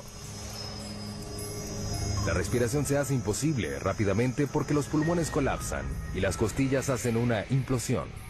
Solo 3 kilómetros más abajo, a 59 kilómetros, la presión aplasta y pulveriza nuestro cráneo. Pero la temperatura también aumenta gracias a la liberación de energía radioactiva en el manto. A 982 grados, el calor es suficiente para empezar a derretir la roca. Esta comienza a convertirse en algo llamado magma. El magma es lo que ocurre cuando la roca alcanza su temperatura de fusión y pasa de estado sólido a líquido. Puede fluir por largas distancias y luego es forzada a salir a la superficie terrestre. A medida que se filtra hacia arriba, el magma se mezcla con una variedad de sustancias que lo hacen más volátil. El magma es una combinación fascinante de roca fundida y gases disueltos como agua y dióxido de carbono. Justo debajo de la superficie, el magma acumula en esos vacíos en la roca que los científicos denominan cámaras. La cámara más profunda que se haya detectado está a 34 kilómetros por debajo de Oahu, Hawái. La mayoría está a 10 kilómetros de profundidad. Las cámaras se llenan lentamente de magma. A medida que aumenta la presión bajo tierra, el magma es forzado a salir hacia la superficie. Con el tiempo llegan al punto de explosión y causan las erupciones volcánicas. Una de las imágenes más potentes del interior de la Tierra es esos lugares donde el interior se vuelve superficie, como en los volcanes.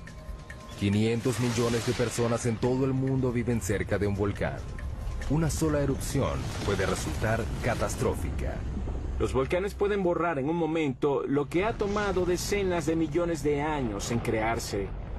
Las erupciones ocurren sin advertencia, su temperatura es mayor a 500 grados y son prácticamente indetenibles. Abril 2010.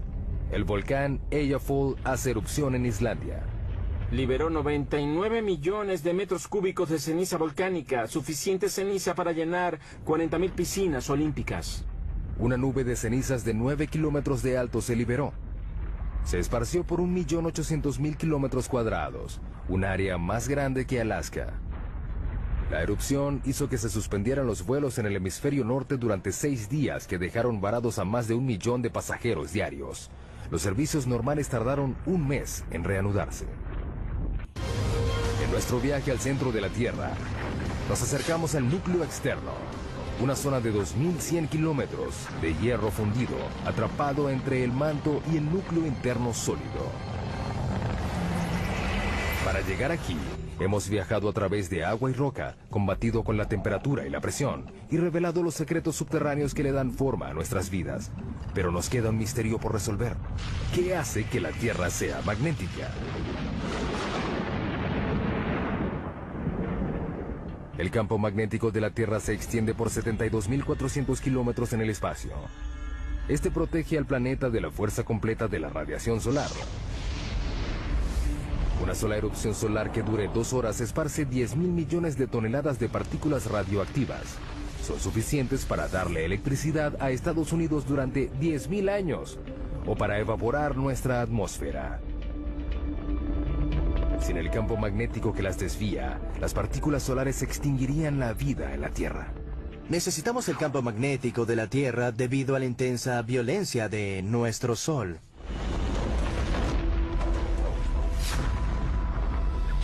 El campo se origina en el núcleo externo rico en hierro. Nuestra próxima parada a 2.897 kilómetros de profundidad. Aquí la temperatura es de 4.427 grados, suficiente para superar la presión rígida y fundir el hierro. A medida que se mueve, el hierro fluyente genera electricidad. Los científicos denominan esto como el efecto dínamo. El efecto dínamo consiste en generar campos magnéticos a partir del movimiento. Pero uno de los grandes misterios es cómo los movimientos del hierro fundido que está bajo la superficie genera un campo magnético. No sabemos cómo la turbulencia del metal líquido origina un dínamo.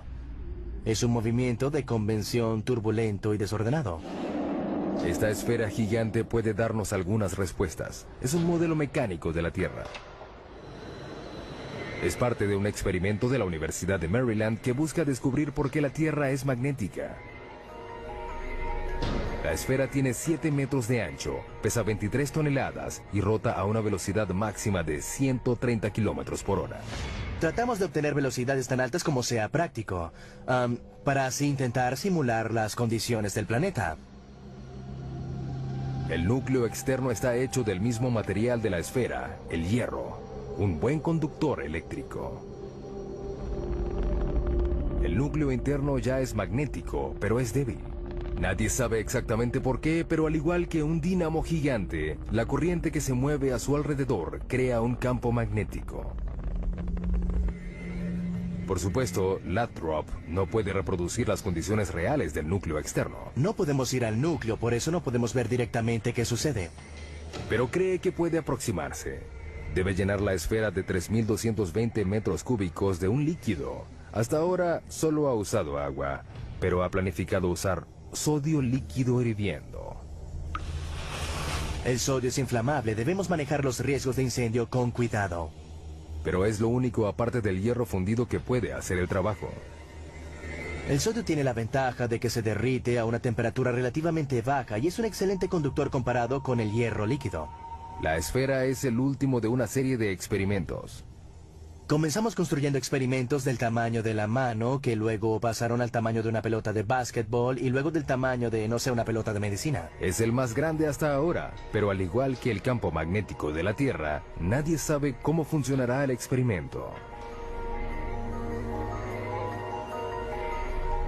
Ninguno de los experimentos previos generaban su propio campo magnético. Ahora tenemos todos los ingredientes que se necesitan para un dinamo.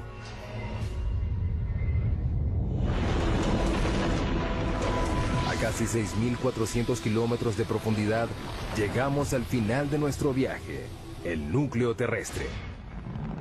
Es una masa de hierro de 2.400 kilómetros de ancho y un área superficial un poco mayor a la de América del Sur. La temperatura de este lugar no es tan caliente como la de la superficie solar, pero el peso de todo el planeta presionándolo hace que el hierro permanezca rígido. La presión es muy intensa, es 3,5 millones de veces más que la presión de la superficie. La misma convección que ayuda a generar el magnetismo también empuja el calor hacia la superficie, enfriando el núcleo en el proceso.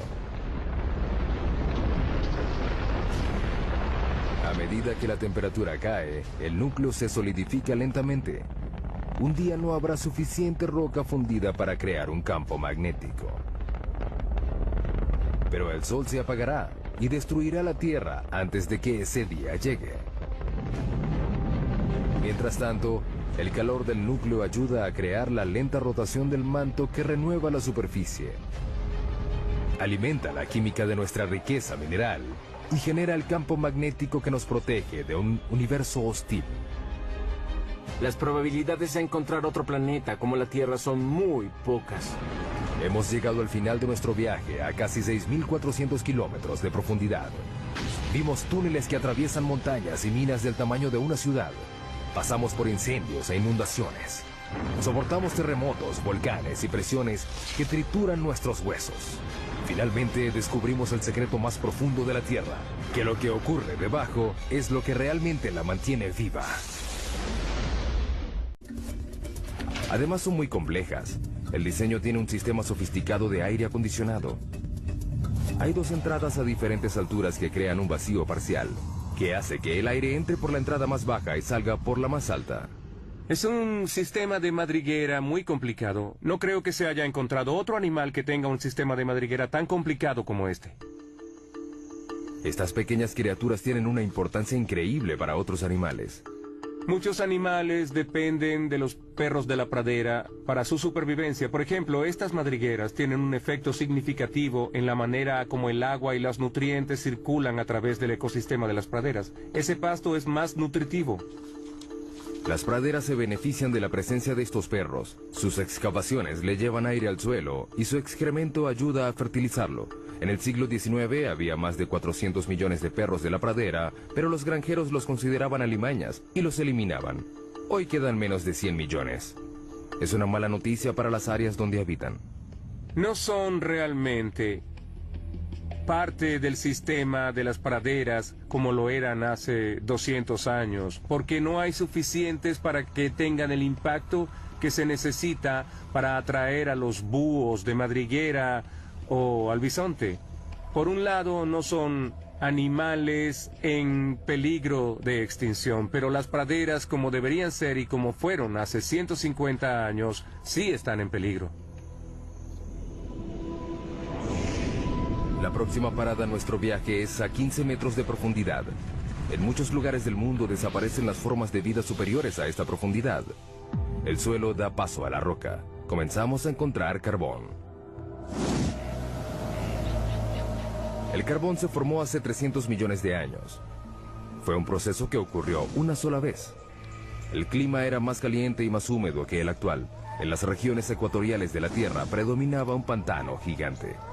Los árboles caídos y la vegetación se descomponían en el suelo cenagoso y los sedimentos superiores los comprimieron en rocas. Hoy, el carbón genera 1/3 de la electricidad mundial. Se producen 7 millardos de toneladas al año. Los campos de carbón más grandes del mundo están en China, Rusia y los Estados Unidos. El estado de Pensilvania produce el 1% del suministro mundial. El pueblo de Centralia en Pensilvania una vez tuvo 1.500 habitantes. Era una comunidad idílica de un pueblo pequeño. Podrías ir de un lado a otro y conocer a todos. Es un buen estilo de vida. Hoy es un pueblo fantasma por culpa de un accidente inesperado.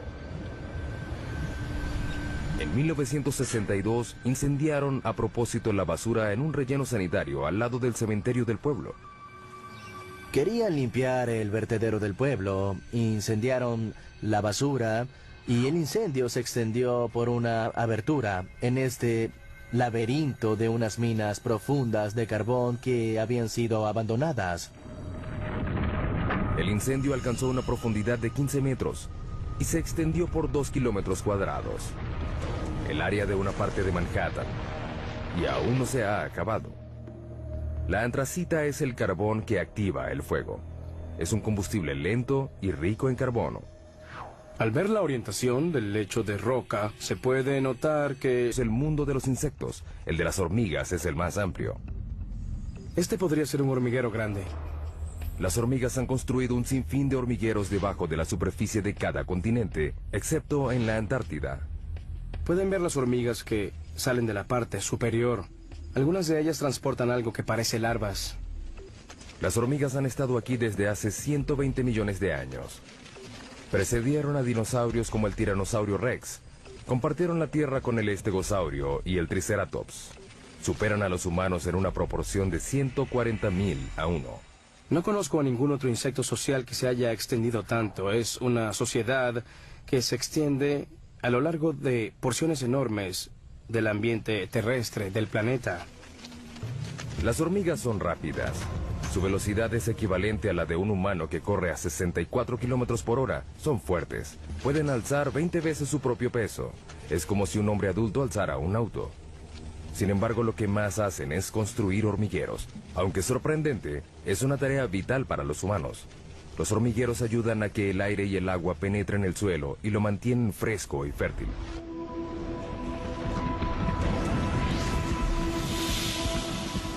debajo de la zona de las hormigas, 2 metros bajo tierra.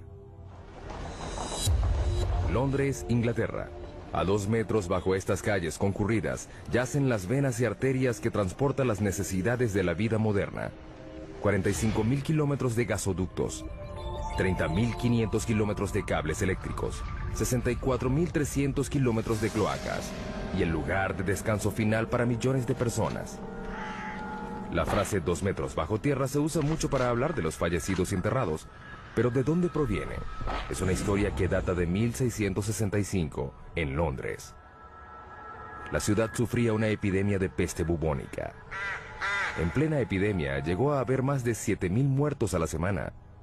El Lord Alcalde de Londres trató de detener la propagación de la enfermedad y ordenó que se excavaran las tumbas de las víctimas de la plaga al menos 2 metros bajo tierra.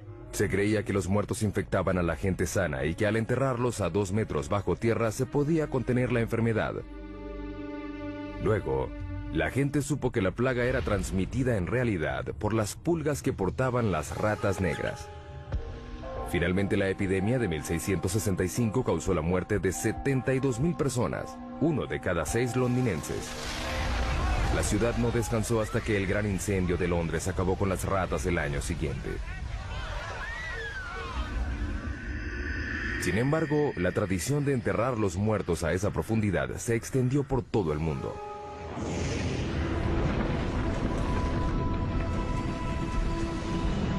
Seguimos bajando. Hemos dado otro pequeño paso en nuestro viaje al centro de la Tierra, 5 metros bajo tierra. Solo una criatura puede vivir a esta profundidad. En estos túneles habita el perro de la pradera, el animal excavador que habita más profundo en el mundo, un animal que tiene un impacto sorprendente en nuestro ecosistema. Los adultos solo miden 30 centímetros de largo y pesan 1,5 kilos, pero son literalmente máquinas excavadoras bajo tierra. Excavan empujando la tierra con sus patas, pateándolo. También usan su cabeza como un martillo neumático. Es muy divertido. Las madrigueras tienen hasta 5 metros de profundidad y más de cientos de metros de longitud. Son más grandes que un campo de fútbol. Los humanos trazamos el mapa de todos los rincones del planeta. Exploramos selvas y desiertos. Fuimos al espacio, pero solo hemos podido llegar a 11 kilómetros de profundidad de la superficie. Solo una 1/500ª parte del camino hacia el núcleo terrestre. Ahora estamos a punto de llegar más profundo. Haremos un viaje al corazón del planeta para alcanzar la última frontera, donde los árboles se abren camino a través de rocas para encontrar agua, donde formas extrañas de vida habitan ambientes mortales y se construyen rascacielos sobre la arena, donde las minas alcanzan el tamaño de una ciudad y donde fuerzas enormes siguen dándole forma a la Tierra. Acompañaremos a científicos, ingenieros y aventureros mientras investigan, exploran y desafían los misterios que yacen debajo. Viaje al centro de la Tierra.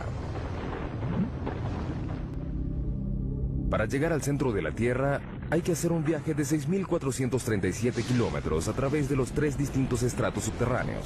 El primero es la corteza terrestre, un estrato superficial y frágil que tiene 32 kilómetros de profundidad. Imagínense que la Tierra fuera un huevo cocido. Los continentes son 3 veces más delgados que la corteza de este huevo y la corteza oceánica es aproximadamente 10 veces más delgada. La corteza contiene muchas cosas en una profundidad relativamente somera. Zonas de carbón, agua, sal, oro, plata y petróleo que se solapan. Lo interesante de vivir en la superficie terrestre es que sembramos las cosas o las extraemos de minas. Muchas de nuestras cosas provienen del subsuelo de diversas maneras. Bajo la corteza yace un estrato más grueso, el manto, un estrato de roca fundida turbulenta de 2.897 kilómetros. Por dentro, el planeta es una región de roca caliente que hierve a temperaturas y presiones que nadie se puede imaginar. A más de 3.871 grados, el manto se agita constantemente y fractura la corteza que está arriba en placas gigantes denominadas placas tectónicas. A diferencia de los otros planetas, las placas le dan forma a la Tierra. Al moverse unos centímetros al año, las placas se incrustan o se separan dando resultados espectaculares. Tenemos volcanes que hacen erupción en la superficie y terremotos, pero logramos sobrevivir en un equilibrio muy delicado. Los volcanes son una fuente increíble de riqueza y de fertilidad. Los volcanes traen nutrientes y materiales frescos a la superficie terrestre. De ahí obtenemos suelos frescos y buenos. De allí provienen nuestros recursos minerales. Ahí se forman. A 2.897 kilómetros bajo el núcleo externo, el hierro fundido es la clave de nuestra supervivencia. Es un campo magnético del ancho de la Tierra que nos protege de la radiación solar. Necesitamos el campo magnético de la Tierra debido a la violencia intensa de nuestro Sol. Finalmente llegamos al núcleo interno, el ambiente natural más mortal de la Tierra. Al llegar al centro de la Tierra, la presión es 3.6 millones de veces mayor a la de la superficie. Es suficiente para reducir este granito a la mitad de su volumen. Nuestro increíble viaje comienza a unos pocos centímetros debajo de nuestros pies. Si peláramos el estrato más superficial de la Tierra, encontraríamos... Se hunde de esta manera, creando un valle sinclinal. En la región de Antracita, la mayor parte del carbón se encuentra en el valle. A 649 grados centígrados, el punto de fusión del aluminio, el incendio consumió el suelo y la roca hasta que no quedaron bases.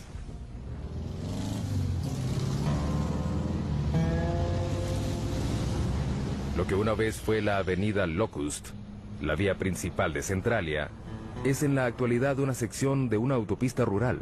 Es difícil imaginar que esto fue una vez el centro de un pueblo. En esta fotografía vemos cómo era Centralia antes. Estamos en lo que era la estación de servicio de John Coddington. Ese árbol muerto de allá es el mismo de la fotografía. Las calles estaban llenas de casas, unas al lado de la otra. Todo eso desapareció, la naturaleza reclamó lo suyo y ya no queda casi nada del antiguo pueblo. Esta casa en la avenida Locust, enfrente de la estación de servicio, pertenecía a Bob Gadinsky. En 1977, mi esposa y yo adorábamos esta casa. Era una comunidad muy unida. Como ven, ya no queda nada más que un monte lleno de maleza.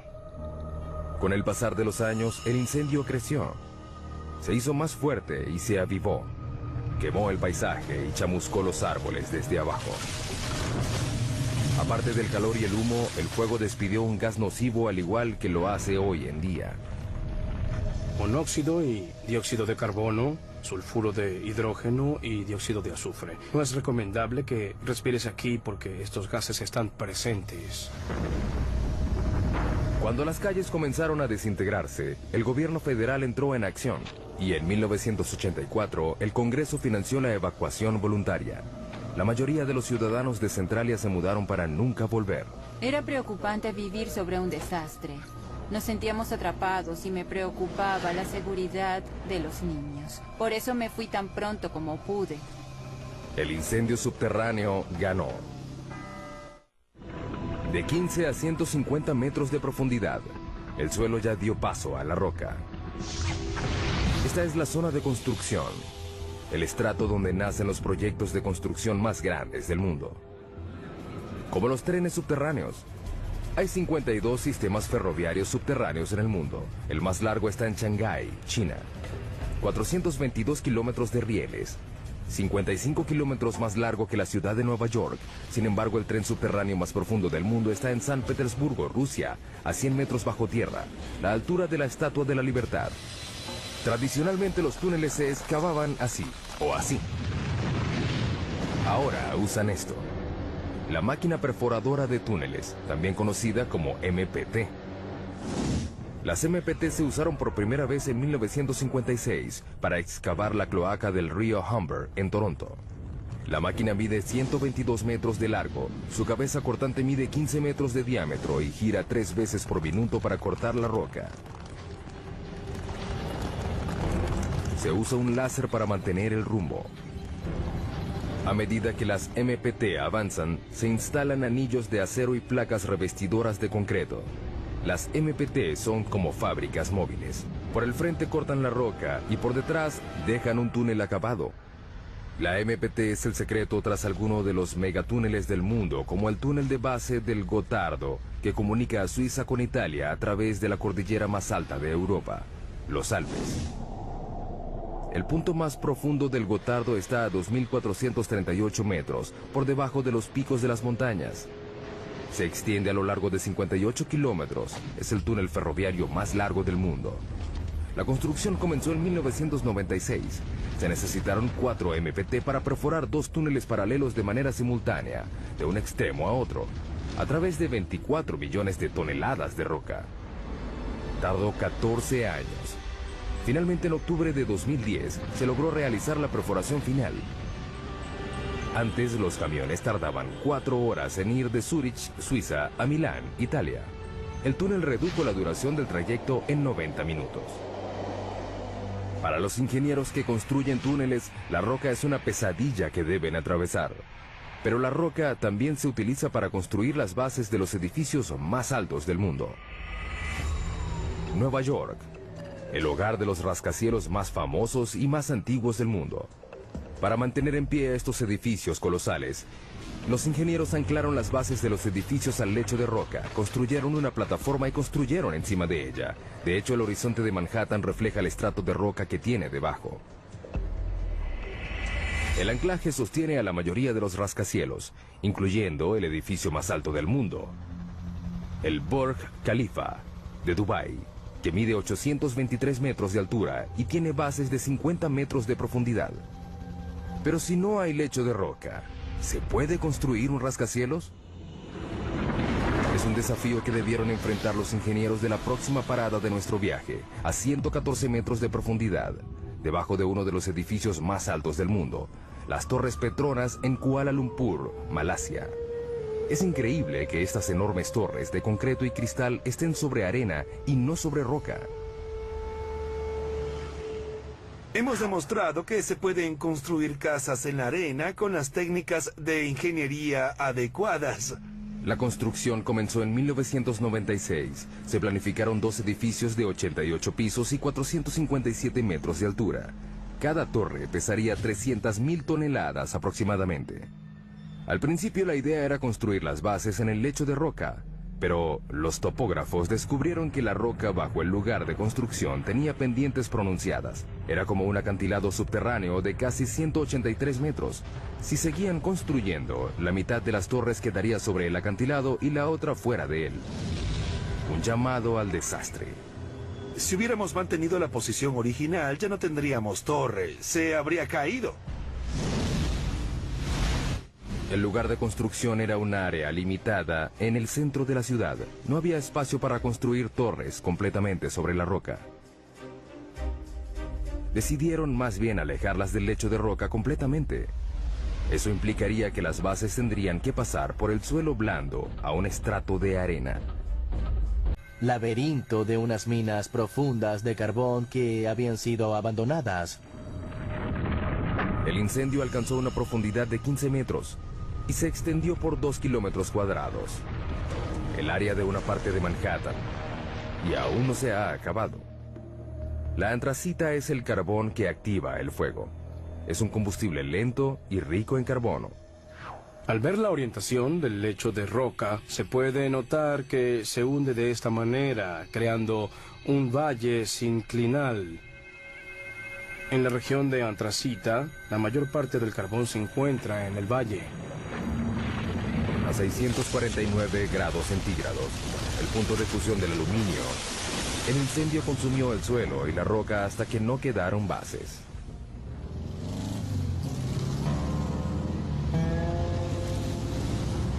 Lo que una vez fue la avenida Locust, la vía principal de Centralia, es en la actualidad una sección de una autopista rural.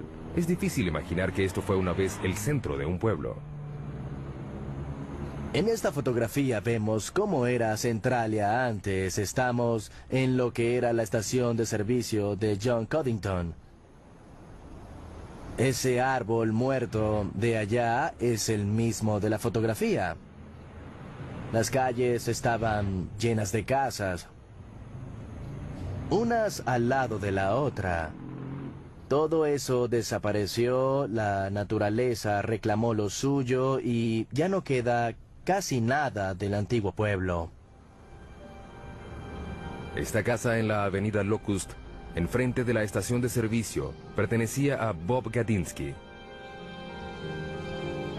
En 1977, mi esposa y yo adorábamos esta casa. Era una comunidad muy unida. Como ven, ya no queda nada más que un monte lleno de maleza. Con el pasar de los años, el incendio creció. Se hizo más fuerte y se avivó. Quemó el paisaje y chamuscó los árboles desde abajo. Aparte del calor y el humo, el fuego despidió un gas nocivo al igual que lo hace hoy en día. Monóxido y dióxido de carbono, sulfuro de hidrógeno y dióxido de azufre. No es recomendable que respires aquí porque estos gases están presentes. Cuando las calles comenzaron a descender 500 kilómetros de cables eléctricos, 64.300 kilómetros de cloacas y el lugar de descanso final para millones de personas. La frase 2 metros bajo tierra se usa mucho para hablar de los fallecidos y enterrados, pero ¿de dónde proviene? Es una historia que data de 1665 en Londres. La ciudad sufría una epidemia de peste bubónica. En plena epidemia llegó a haber más de 7.000 muertos a la semana.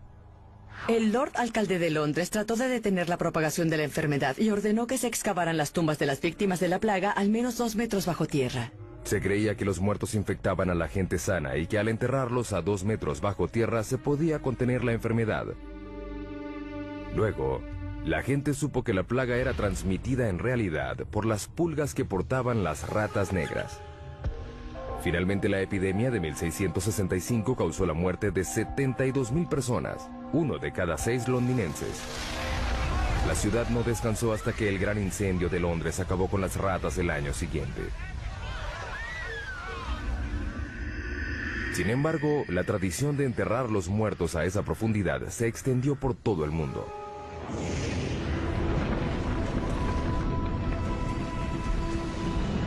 Seguimos bajando. Hemos dado otro pequeño paso en nuestro viaje al centro de la Tierra, 5 metros bajo tierra. Solo una criatura puede vivir a esta profundidad. En estos túneles habita el perro de la pradera, el animal excavador que habita más profundo en el mundo. Un animal que tiene un impacto sorprendente en nuestro ecosistema. Los adultos solo miden 30 centímetros de largo y pesan 1,5 kilos, pero son literalmente máquinas excavadoras bajo tierra. Excavan empujando la tierra con sus patas, pateándolo. También usan su cabeza como un martillo neumático. Es muy divertido. Las madrigueras tienen hasta 5 metros de profundidad y más de cientos de metros de longitud. Son más grandes que un campo de fútbol. Además son muy complejas. El diseño tiene un sistema sofisticado de aire acondicionado. Hay 2 entradas a diferentes alturas que crean un vacío parcial, que hace que el aire entre por la entrada más baja y salga por la más alta. Es un sistema de madriguera muy complicado. No creo que se haya encontrado otro animal que tenga un sistema de madriguera tan complicado como este. Estas pequeñas criaturas tienen una importancia increíble para otros animales. Muchos animales dependen de los perros de la pradera para su supervivencia. Por ejemplo, estas madrigueras. Los humanos trazamos el mapa de todos los rincones del planeta. Exploramos selvas y desiertos. Fuimos al espacio, pero solo hemos podido llegar a 11 kilómetros de profundidad de la superficie. Solo una 50ª parte del camino hacia el núcleo terrestre. Ahora estamos a punto de llegar más profundo. Haremos un viaje al corazón del planeta para alcanzar la última frontera, donde los árboles se abren camino a través de rocas para encontrar agua, donde formas extrañas de vida habitan ambientes mortales y se construyen rascacielos sobre la arena, donde las minas alcanzan el tamaño de una ciudad y donde fuerzas enormes siguen dándole forma a la Tierra. Acompañaremos a científicos, ingenieros y aventureros mientras investigan, exploran y desafían los misterios que yacen debajo. Viaje al centro de la Tierra. Para llegar al centro de la Tierra, hay que hacer un viaje de 6.437 kilómetros a través de los 3 distintos estratos subterráneos. El primero es la corteza terrestre, un estrato superficial y frágil que tiene 32 kilómetros de profundidad. Imagínense que la Tierra fuera un huevo cocido. Los continentes son 3 veces más delgados que la corteza de este huevo y la corteza oceánica es aproximadamente 10 veces más delgada. La corteza contiene muchas cosas en una profundidad relativamente somera. Zonas de carbón, agua, sal, oro, plata y petróleo que se solapan. Lo interesante de vivir en la superficie terrestre es que sembramos las cosas o las extraemos de minas. Muchas de nuestras cosas provienen del subsuelo de diversas maneras. Bajo la corteza yace un estrato más grueso, el manto, un estrato de roca fundida turbulenta de 2.897 kilómetros. Por dentro, el planeta es una región de roca caliente que hierve a temperaturas y presiones que nadie se puede imaginar. A más de 3.871 grados, el manto se agita constantemente y fractura la corteza que está arriba en placas gigantes denominadas placas tectónicas. A diferencia de los otros planetas, las placas le dan forma a la Tierra. Al moverse unos centímetros al año, las placas se incrustan o se separan dando resultados espectaculares. Tenemos volcanes que hacen erupción en la superficie y terremotos, pero logramos sobrevivir en un equilibrio muy delicado. Los volcanes son una fuente increíble de riqueza y de fertilidad. Los volcanes traen nutrientes y materiales frescos a la superficie terrestre. De ahí obtenemos suelos frescos y buenos. De allí provienen nuestros recursos minerales. Ahí se forman. A 2.897 kilómetros bajo el núcleo externo, el hierro fundido es la clave de nuestra supervivencia. Es un campo magnético del ancho de la Tierra que nos protege de la radiación solar. Necesitamos el campo magnético de la Tierra debido a la violencia intensa de nuestro Sol. Finalmente llegamos al núcleo interno, el ambiente natural más mortal de la Tierra. Al llegar al centro de la Tierra, la presión es 3.6 millones de veces mayor a la de la superficie. Es suficiente para reducir este granito a la mitad de su volumen. Nuestro increíble viaje comienza a unos pocos centímetros debajo de nuestros pies. Si peláramos el estrato más superficial de la Tierra, encontraríamos el mundo de los insectos. El de las hormigas es el más amplio. Este podría ser un hormiguero grande. Las hormigas han construido un sinfín de hormigueros debajo de la superficie de cada continente, excepto en la Antártida. Pueden ver las hormigas que salen de la parte superior. Algunas de ellas transportan algo que parece larvas. Las hormigas han estado aquí desde hace 120 millones de años. Precedieron a dinosaurios como el tiranosaurio Rex. Compartieron la Tierra con el estegosaurio y el triceratops. Superan a los humanos en una proporción de 140.000 a 1. No conozco a ningún otro insecto social que se haya extendido tanto. Es una sociedad que se extiende a lo largo de porciones enormes del ambiente terrestre del planeta. Las hormigas son rápidas. Su velocidad es equivalente a la de un humano que corre a 64 kilómetros por hora. Son fuertes. Pueden alzar 20 veces su propio peso. Es como si un hombre adulto alzara un auto. Sin embargo, lo que más hacen es construir hormigueros. Aunque sorprendente, es una tarea vital para los humanos. Los hormigueros ayudan a que el aire y el agua penetren el suelo y lo mantienen fresco y fértil.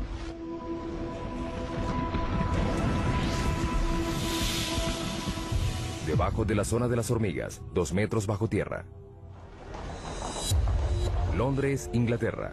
A 2 metros bajo estas calles concurridas, yacen las venas y arterias que transportan las necesidades de la vida moderna. 45.000 kilómetros de gasoductos. 30.000 Higueras tienen un efecto significativo en la manera como el agua y los nutrientes circulan a través del ecosistema de las praderas. Ese pasto es más nutritivo. Las praderas se benefician de la presencia de estos perros. Sus excavaciones le llevan aire al suelo y su excremento ayuda a fertilizarlo. En el siglo XIX había más de 400 millones de perros de la pradera, pero los granjeros los consideraban alimañas y los eliminaban. Hoy quedan menos de 100 millones. Es una mala noticia para las áreas donde habitan. No son realmente parte del sistema de las praderas como lo eran hace 200 años, porque no hay suficientes para que tengan el impacto que se necesita para atraer a los búhos de madriguera o al bisonte. Por un lado, no son animales en peligro de extinción, pero las praderas, como deberían ser y como fueron hace 150 años, sí están en peligro. La próxima parada en nuestro viaje es a 15 metros de profundidad. En muchos lugares del mundo desaparecen las formas de vida superiores a esta profundidad. El suelo da paso a la roca. Comenzamos a encontrar carbón.